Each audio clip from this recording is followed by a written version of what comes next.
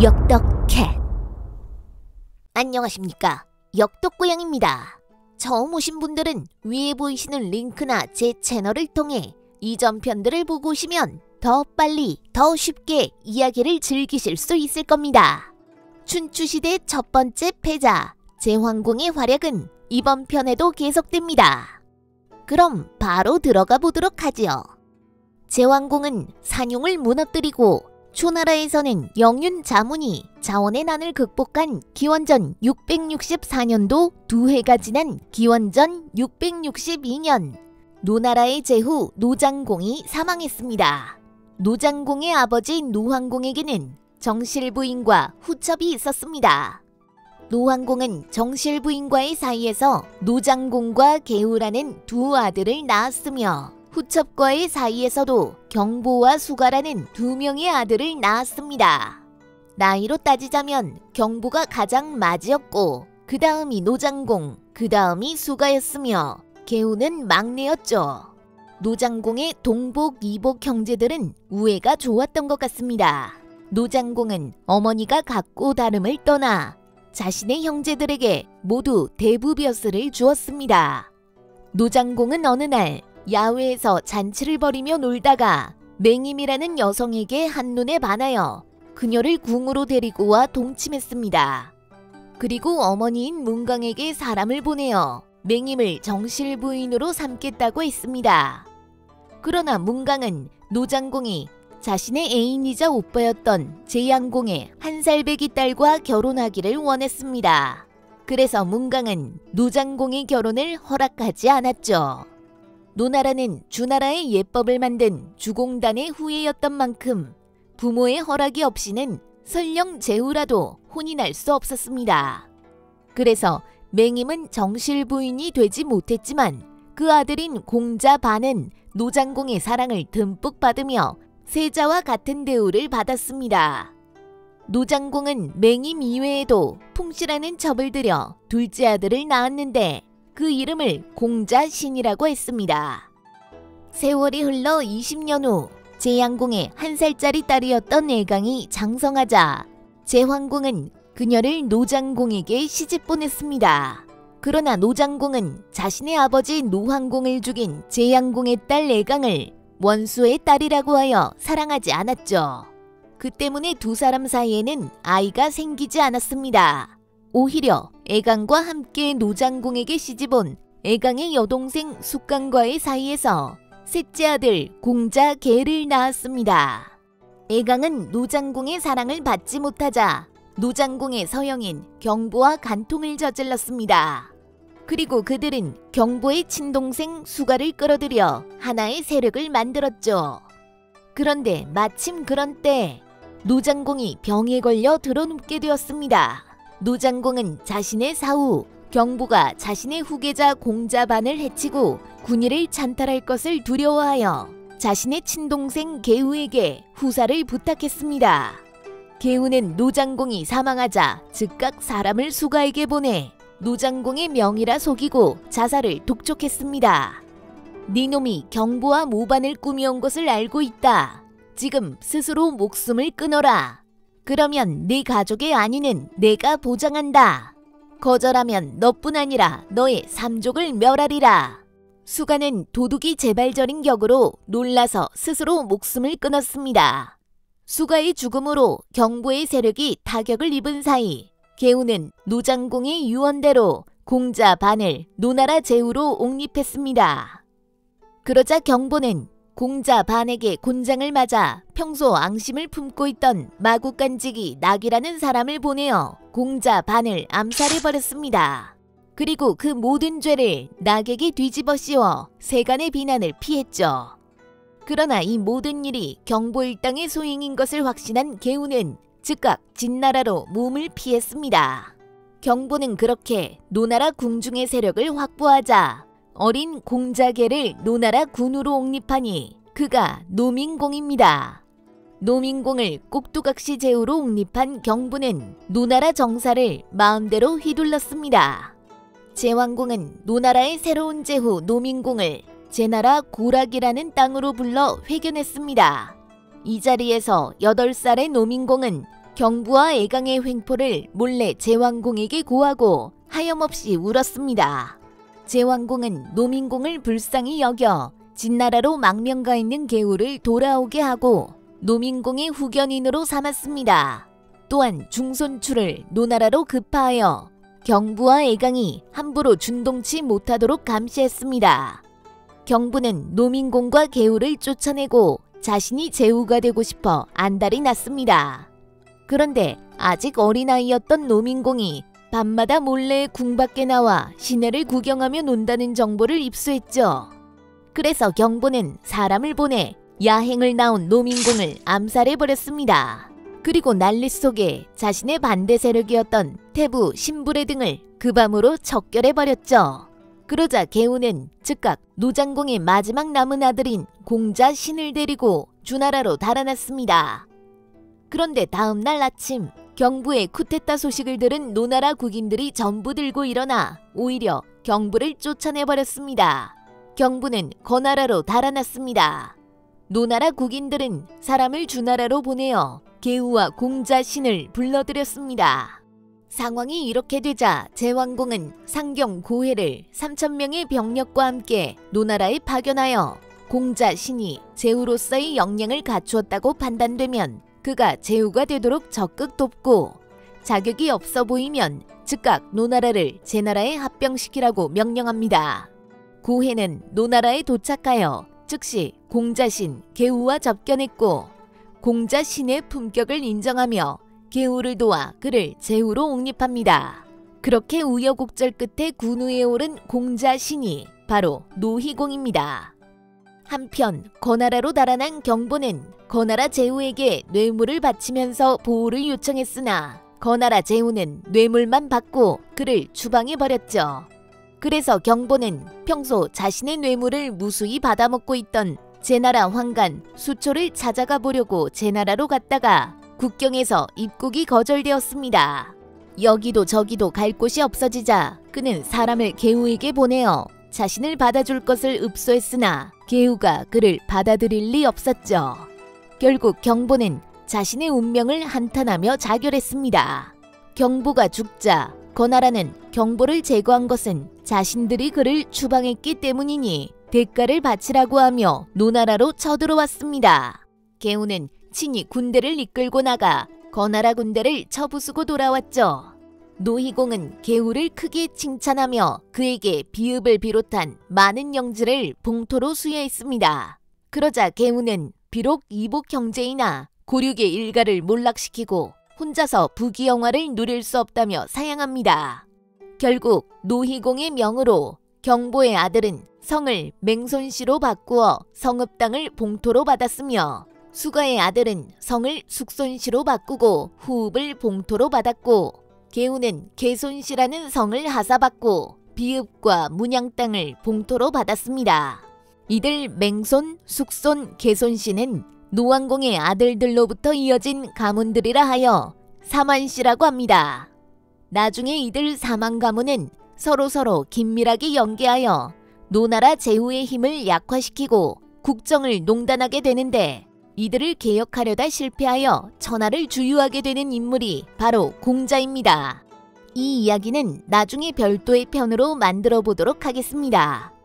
한편 이 난중의 애강은 애인인 경보를 따라 거나라로 갔으나 경보에게 버림받고 그때는 주나라에 머물고 있었습니다. 제왕공은 문강에 이어 애강까지 노나라의 정치를 혼란스럽게 했다는 악명을 더 이상 피하고 싶었습니다. 그래서 그는 수초를 보내어 애강에게 자결을 권유했고 애강은 스스로 목숨을 끊었습니다.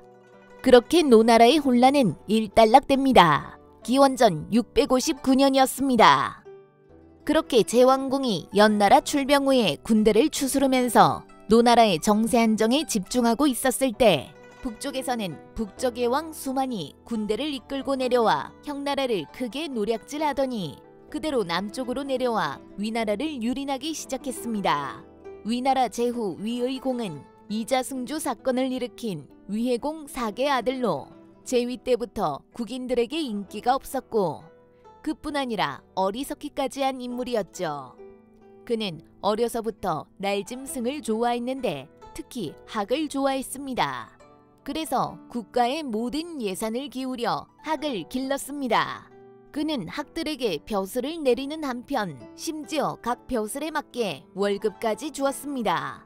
또한 자신의 행차 때마다 학들을 마차에 태우고 자신을 호위하듯이 데리고 다녔다고 하는데, 특히 수레 앞에 태우고 다니는 학은 학장군이라고 불렀다고 합니다.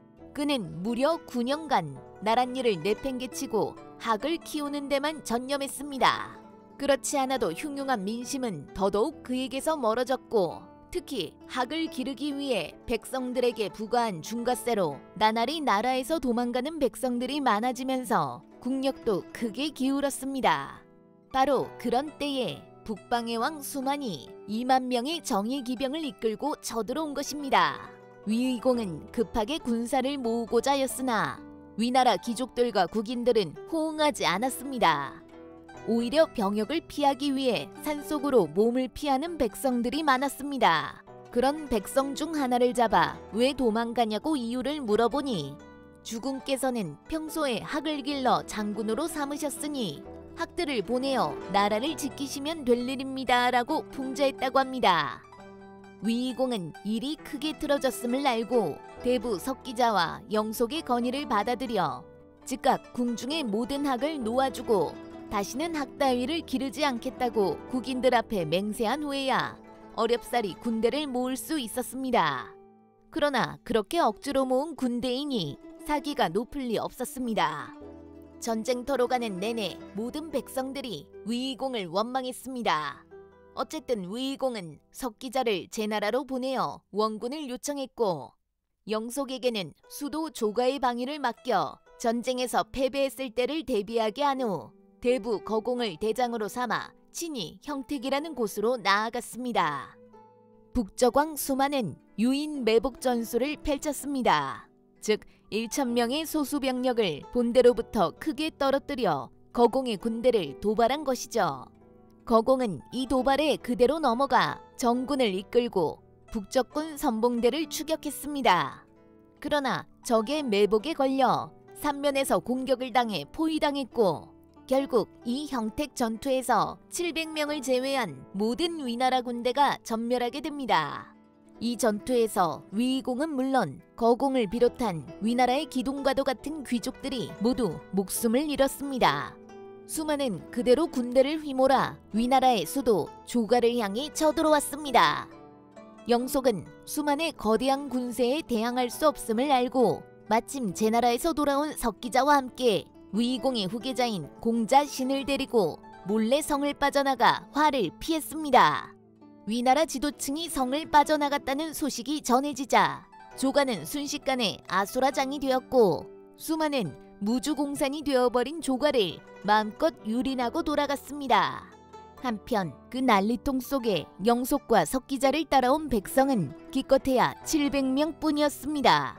이에 영속, 석기자, 공자, 신은 인근의 공읍과 등읍 두 곳에서 일부 백성을 뽑아 4,000명의 무리를 만들었습니다.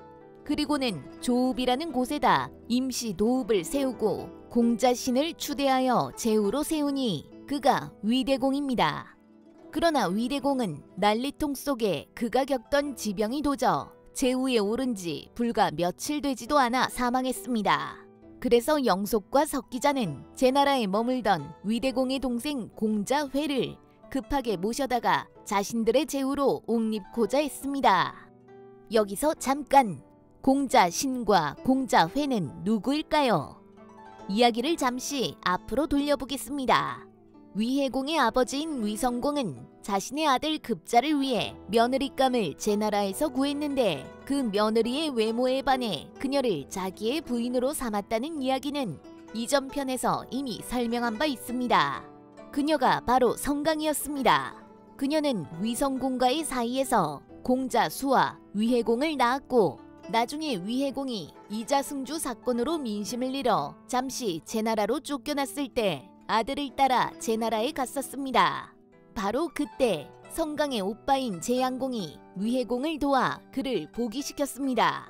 그 와중에 위나라로 돌아가면 반드시 불편한 위치에 놓이게 될 자신의 여동생을 염려한 제양공이 죽은 급자의 동생 공자석과 그녀를 결혼시킴으로써 성강은 자신의 전 남편의 아들과 결혼을 하게 되는 복잡한 상황이 되고 말았습니다.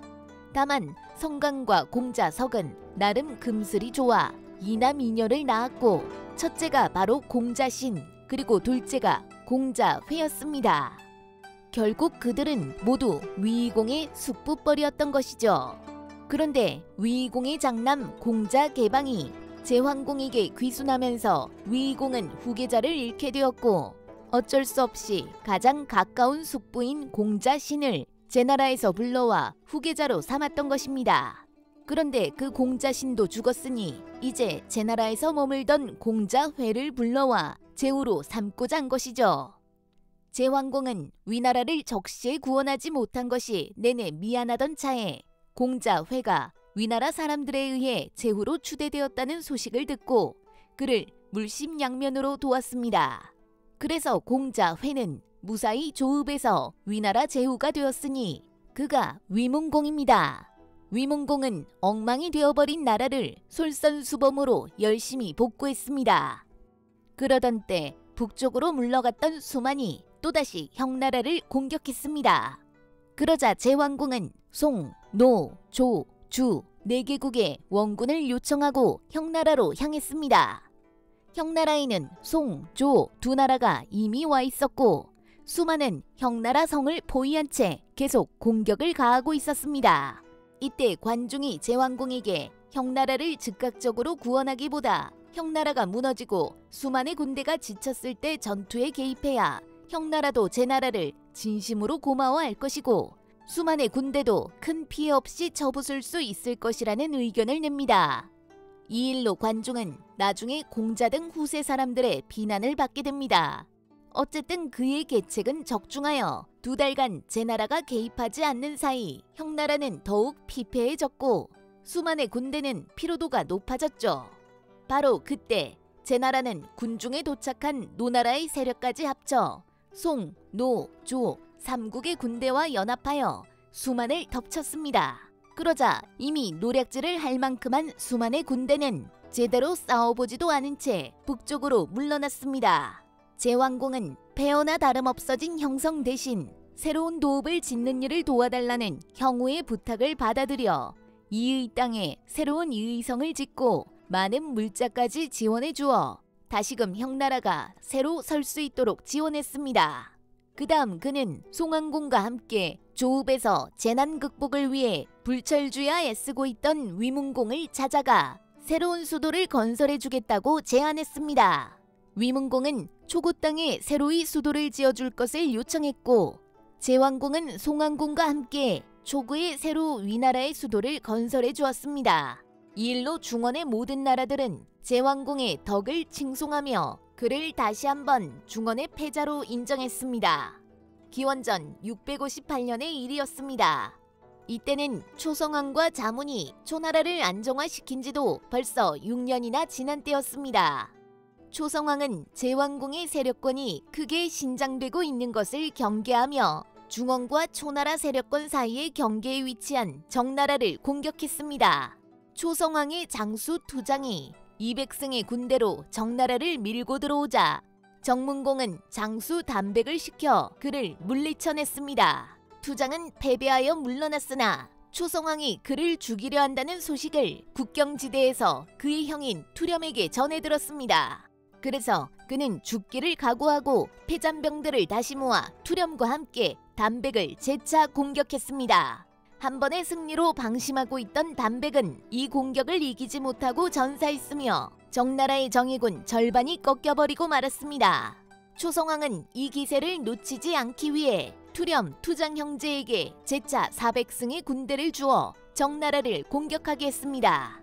정문공은 위기에 빠졌고 그래서 급히 제왕공에게 지원군을 요청합니다. 그리고 제왕공은 다음 편에 계속할게요. 구독, 좋아요, 알림 설정은 영상 제작에 큰 힘이 됩니다. 냥.